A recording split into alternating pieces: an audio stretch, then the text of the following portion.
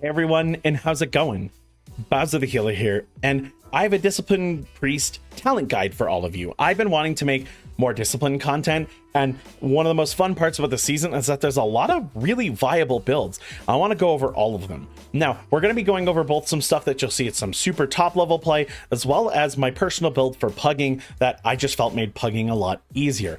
And all of this is kind of viable through 20s and even beyond. So you're going to find that you can get a lot of mileage out of some custom builds in Discipline Priest right now, and I think it's worth experimenting. So I'm going to go over some of the core talents that are strong and what makes them strong. Then I'll go over 3 builds that kind of just show the variety at which you can play in. So this one's going to take a minute. So if you like healing content, get subscribed, but let's just get in there.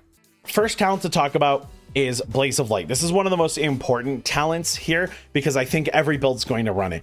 Smite and Penance having 15% increased damage is sort of the majority of your atonement healing, and I think that's pretty important. Also on Spiteful Week, let me tell you, Penance slowing a Spiteful has saved my life many times, but Blaze of Light's just kind of best in slot. And given that our tier set revolves around Smite and Penance is our major heal, you gotta run this. So this is the mandatory one. You're gonna want to build around this. Now, one that's not mandatory, but I recommend a lot, and I see a lot of people take, is Twilight Equilibrium. So to explain, doing a shadow spell, a damaging spell, will increase the damage of our next holy damaging spell by 15% for 6 seconds. And then if you land a holy damaging spell, your shadow spell will then be increased by the same amount, 15% next 6 seconds. However, it's not 6 seconds, it's until you cast your next spell. So you're sort of ping-ponging between light and dark. Now, last season, this was kind of awful to use if you weren't used to it. It was a lot of bouncing back and forth, and while I personally enjoyed it, I know it wasn't fun for everyone. However, much easier now. As long as you're hitting your Mind Blast, your Penance, and your Shadow Word Death and Execute window, you can kind of get some crazy good damage out of Twilight Equilibrium with less worrying, I guess. However, not everyone likes the way this feels, so you can get rid of this talent to maybe run Lenience or Sanctuary up here at the top if you would rather, and get a lot of value out of not running Twilight Equilibrium. And while I will recommend it for some of the pug builds, you can absolutely get away without running this. So your mileage will vary, but it's important to mention those two, as this is best in slot, and this is extremely good, but not everyone's going to like it, and not every build will utilize this one to its fullest. Now, the other best in slot talent is Mindbender, because this gives you a 1-minute Shadow Covenant cooldown, and because of the talents we take, Penance, Mind Blast, and Shadow Word Death, will allow our Mindbender to do a little AoE attack that does a lot of damage, and we're reducing the cooldown of our little guy all the time. So you can get like a 30-second Mindbender, which means you're almost always in Shadow Covenant, which feels really, really great. However, I just want to know, I ran without these talents. I gave it a college effort, and the answer is you reduce the cooldown of the normal 3-minute Shadow Fiend so quickly, it kind of feels like a 1.5 minutes to a 1-minute cooldown. And then it feels a little more like Chi-Ji or Yu'lon for you Mistweaver players. I love it, but that playstyle is not for everyone, and sometimes you're holding Shadow Fiend because you need it for a mechanic, and it comes with a lot of more hoops you gotta jump through. But it is fun. If you really want 2 more talent points and to experiment, you absolutely could. But if you're not looking to be too experimental, Mindbender's best in slot, and you're gonna be running this one a lot. So Mindbender and Blaze of Light are definitely the ones I recommend all the time. You can maybe get away without Mindbender, but that's for the bold and the brave. Moving on to our important talents, let's talk about Train of Thought. Now, Flash Shield and reducing the cooldown of Powered Shield, kind of whatever, but Smite reducing the cooldown of Penance by 0.5 seconds on its own is pretty good. But remember, we reduce it by 1 whole second during Shadow Covenant because our 4-piece tier set is going to reduce the cooldown so much faster because we hit Smite twice in a row. So Train of Thought's good. It's good for damage, it's good for healing. I highly recommend it, but I have run many builds that don't run this at all, and they don't feel bad whatsoever. So Train of Thought is great. Really recommend it if you're running certain builds. But if you feel like you need to get rid of it, or you don't want to run this side of the tree, as you'll see in my Pug build, then you can throw it away.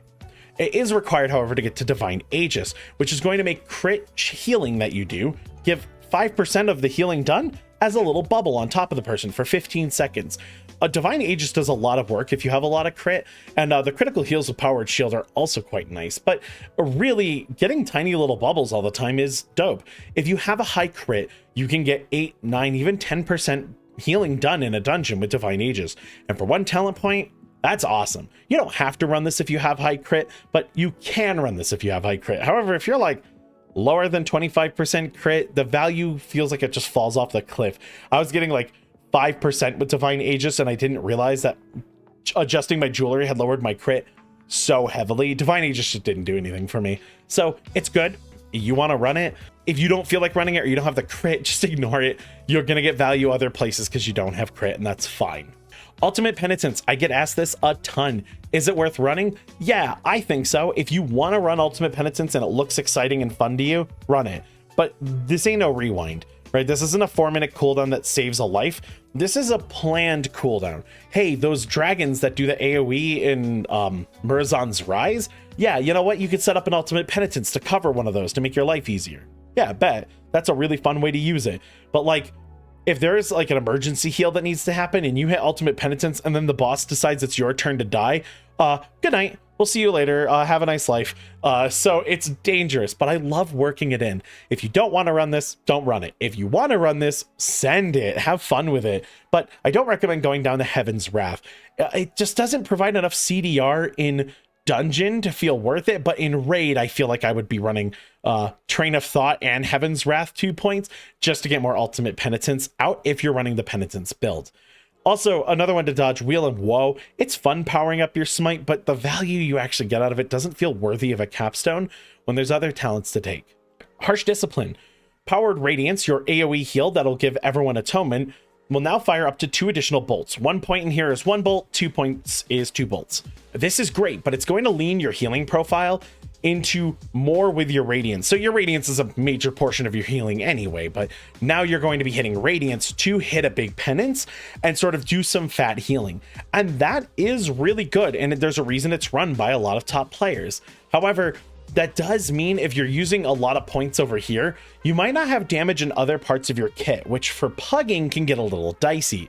So you'll see in my pugging build, I take 1 point here, and that's totally fine. I also have a build that took none of this, and it worked great. This is going to make that Radiance and Penance combo just feel a little bit stronger.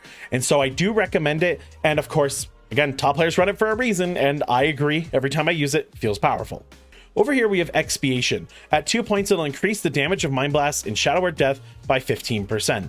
And I want to make sure I get it right. Yes, Mind Blast and Shadow Word Death consume 6 seconds of Shadow Word Pain or Purge the Wicked, instantly dealing that damage. Now, Expiation was really powerful with our last tier set. However, I still find the extra damage from Mind Blast and Shadow Word Death, even outside of Execute window, to be 100% worth it. This means that you get more shadow damage healing outside of, say, Radiance windows where you're hitting Penance. Because remember, your shadow moves do more healing and you do more shadow damage when you're in Shadow Covenant. So you can get a ton of value just straight off the value menu with Expiation. But this means you're taking away less from going other potential routes that could be getting you, say, Ultimate Penitence or Harsh Discipline. And it can be a bit of a tricky juggle on how you want to run this talent. I really like it, and I recommend it in my pugging build, but it's not for everyone. And of course, we have Lenience up here. Evangelism is really for raid. Lenience, 3% damage reduction with Atonement. It's good. It works. It's one of the swaps for Twilight Equilibrium that I highly recommend, but I don't run this. A lot of people don't run this, but a ton of people still run this. And honestly, you pick your poison. I think Lenience is a good talent. I might not run it very often, but I recommend it, especially if you're new. This can be a bit of a life changer. Now, 3 more talents I want to talk about very quickly. Malicious Intent. This is going to make your Schism go from a 9-second to a 15-second window. That's the 10% extra magic damage debuff from Mind Blast. This is dope. It really smooths out your burst window and makes it feel more powerful. If you don't like the way that feels, or if you want to get your burst out and be done with it, you can put the 1 point you'd put here into, say, Sanctuary. So this does stack, by the way, a couple of times. I was able to get it to stack to, I think, 60,000 something damage at item level 469, and it's a nice amount of protective, like preventative damage. I liked it. It's great talent. Let's say you're carrying some really heavy friends in Mythic Plus and you're having to flash heal a ton and you need more mana. Shield Discipline. You throw shield on your tank in combat every time it's up and you're going to regenerate a crap ton of mana. I don't need this talent. I don't think you need it generally. Mana management on disc is very doable if you're not over relying on flash heal. But if you are, because things are tough, hey, shield discipline's right here. It'll help you out in that mana department. So big recommend. I also get rid of Revel of Purity in my Pug build, just because spreading your Purge the Wickeds was awesome last tier with the tier bonus that made it more powerful, but less mandatory now. But I also found that our mana management is pretty good, even without lots of Purge the Wickeds on targets, because when Purge the Wicked or Shadow Word Pain expire, you get a bit of your mana back. That's over here in the Priest tree. You can run without this, and I do, but if you like spreading your dots, want a little more damage from your dots, or a little more mana return by spreading your dots, you can run this. It is also the cheapest method of getting down to Train of Thought, so if you plan on running this, you're probably running this, because borrowed time is 2 entire points to get the full value out of. Okay, before I go over the builds, real quick on the left side, there's a lot you can play with here, but if you like Light's Inspiration more than Crystalline Reflection, you can do that. However, you're going to be giving up Essence Devour, which is about 5% extra healing in a dungeon just by having your Mindbender do things. So this feels pretty good. However, I sometimes get rid of this to run this and a Mind Games just to help me get more Twilight Equilibrium plays out with just 1 extra shadow button. However, if you're somebody who really enjoys Rhapsody and wants to grab Spell Warding, you can, and go to town. When it comes to Halo and Divine Star, I'm almost positive Halo's better 9 times out of 10, but by only a little bit. But you'll get more value. It's a 40-second cooldown, so it has a little more healing and damage inside of it. So it's actually a pretty decent heal and damage move, and using them in tandem is great. I just love the way Divine Star feels. I like boomerangs. I don't know what's wrong with me.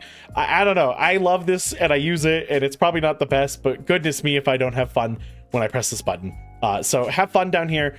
Do whatever you like. So let's talk about these builds.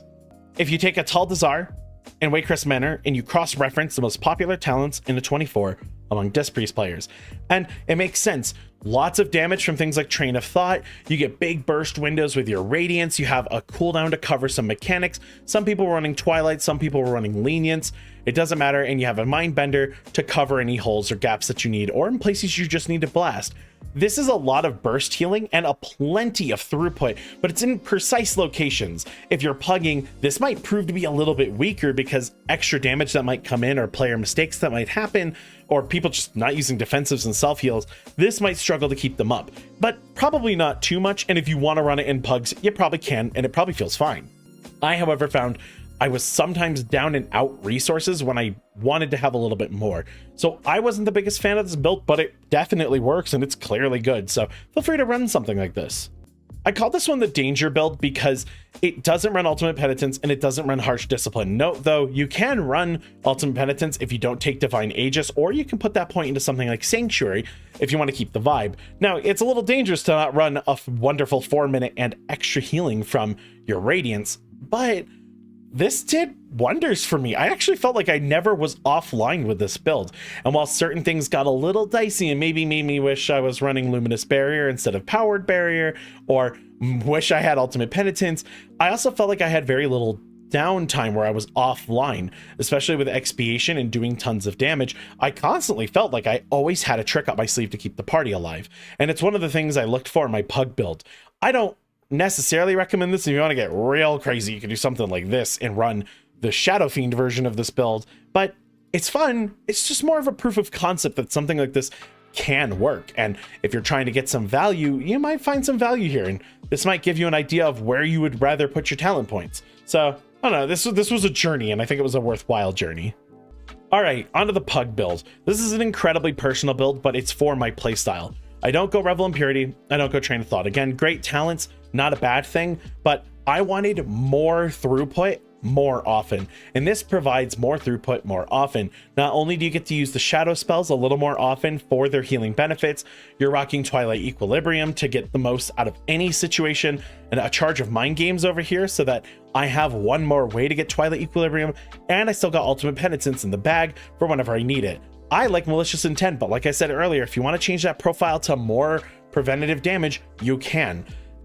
I just love the way all this felt. I had so much fun with this build. It was the one that felt the most at home to me as a Pug star, somebody who just does pugs day after day and plays with as many people as possible. This did a lot of work for me. Now, it's not going to be for everyone, of course, but I know there's a lot of you who watch my videos that pug a lot. And I find that more throughput makes pugging a little bit easier when you don't have to worry about your mana and you can get all the healing you need. And the damage is good, the healing is good, and the mana management felt very serviceable. And every once in a blue moon, I'm dropping to drink some water and get some of that mana back. I do have a details here to share with you, and I might throw it on screen, but in a BAQA0Hr cold, I did an 84.4k healing overall, and I want to say it was a 19? Yes, it was a BAQA0Hr cold 19. Now, let's take about 10k off that because that last boss fight bloats a little bit, but 74.4k healing per second is pretty decent this season. That's sort of an average healing parse, right? Like, if it's higher than that, I should be worried, or you're in a Galakron's Fall. And if the healing is much lower than that, then either it was a lower key or everyone was doing an amazing job with healing themselves. Now, the damage was 38.8k. Again, slightly bloated, I think, but the end result is that the damage didn't really feel bad. I didn't fall off the planet for 469 item level. I don't feel like that's like I was missing too much, and I got all the healing done and it felt smooth as butter. Now, if you have a bad composition and they can't stop, you know, the volley of arrows or something like that, yeah, you're gonna die. That's normal. But when a team plays even remotely right, Discipline Priest can fly, and this build felt like it soared. However, with a coordinated composition, there are some changes here I might make because I can rely on them keeping themselves up a little bit better. But if, say, I'm running a bunch of guildies that don't do Mythic Plus very often, I'm probably going to opt for this build so that I can account for any of the mistakes they're making as they're learning, which is pretty important because I want them to kind of have the best time they can when they're playing with me and I'm helping them out with a key. So I hope this guide helped. I hope you learned a lot about Discipline Priest, and I want to hear all about the builds you're running down below for Discipline, because it's in just such a good spot, and I want to hear what you like about your builds and what you want to do. Now, I do have a Holy video on the way, because I actually think Holy's quite fun and in a pretty decent spot right now, at least from a pugging perspective. And the buffs that are coming in a hot fix, if you're watching this the week it comes out, I think are going to do some good justice to Holy Priest and allow them to really shine just a little bit more. And so I might make a video on that. And of course, if you want that beginner's guide, oh, I'm losing my ability to talk, let me know. But that's been it. Thank you so much for watching, and I will see you all in the next one. Take care, friends.